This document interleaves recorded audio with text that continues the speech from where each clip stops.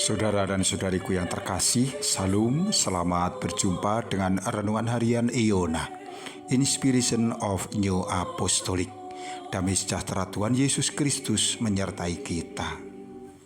Only by thy grace I'm made thine own. Kita akan membaca firman Tuhan dari Injil Lukas pasal 10 ayat 36 dan 37. Siapakah di antara ketiga orang ini menurut pendapatmu adalah sesama manusia dari orang yang jatuh ke tangan penyamun itu? Jawab orang itu, orang yang telah menunjukkan belas kasihan kepadanya. Kata Yesus kepadanya, pergilah dan perbuatlah demikian.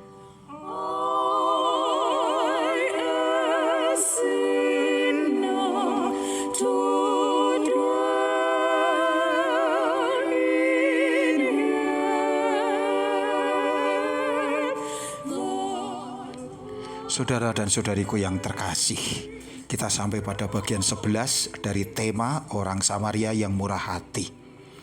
Jika di bagian sebelumnya kita menyibukkan diri dengan latar belakang kisah ini, yaitu tentang sikap hati orang terhadap sesamanya, maka pada bagian 11 dan seterusnya kita akan lebih fokus kepada kesimpulan dari pengajaran Tuhan Yesus ini, yaitu penerapan atau aplikasi dari teori-teori tentang belas kasih yang sudah kita pelajari sebelumnya.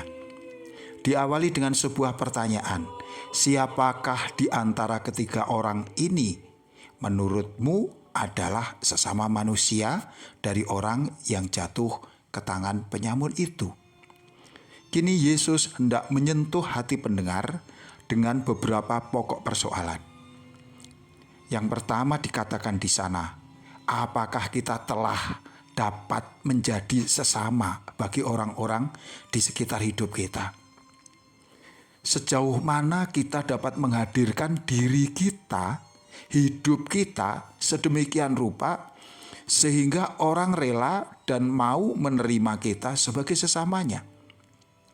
Mungkinkah kita dapat menjadi sesama bagi orang lain jika kita membiasakan diri atau membiarkan diri kita dipenuhi dengan berbagai pertimbangan-pertimbangan untung rugi yang fokusnya hanya mencari kebaikan untuk diri kita sendiri?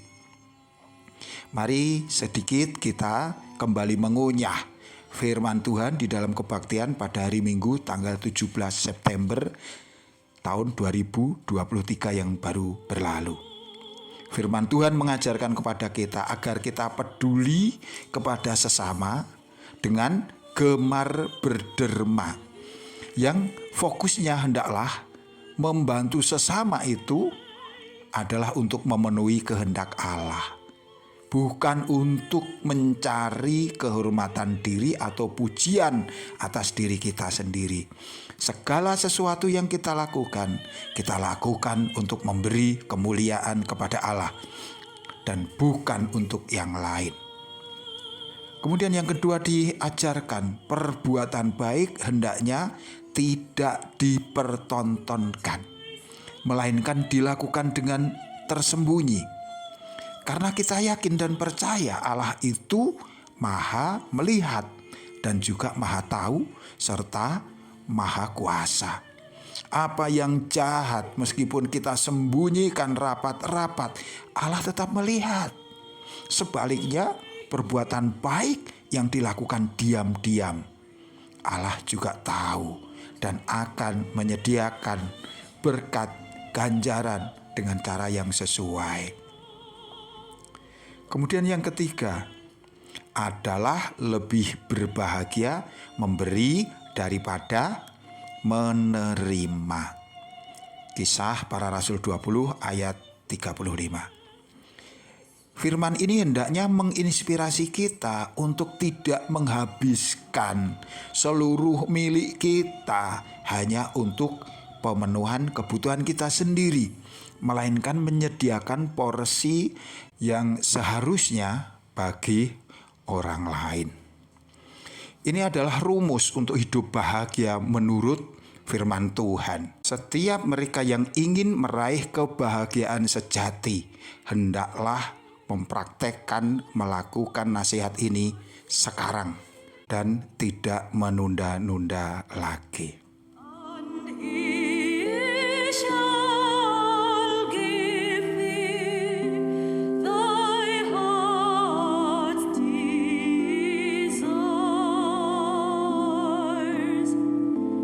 and he shall give thee. Saudaraku yang dikasihi Tuhan, kini kita kembali kepada pertanyaan, apakah kita telah dapat menjadi sesama bagi orang lain yang ada di sekitar hidup kita? Mendengar dan meresapi firman adalah sesuatu yang penting. Namun mengusahakan agar firman itu menjiwai hidup kita dalam praktek iman yang sesuai harus diperjuangkan terus-menerus.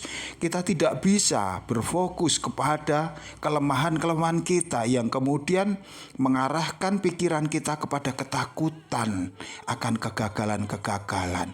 Dengan mengatakan firman Tuhan ini tidak masuk akal, apa yang menjadi perintah Tuhan ini berat dan tidak ada manusia yang akan melakukannya. Melainkan mari kita mengandalkan pertolongan Allah, tuntunan Roh Kudus, agar kita tetap bersemangat untuk memenuhi perintah Allah meski berat dan banyak rintangan. Kembali pertanyaan, apakah kita telah dapat menjadi sesama bagi orang-orang di sekitar hidup kita? Mungkin yang sudah kita lakukan belum seberapa, masih sangat jauh dari apa yang Tuhan kehendaki.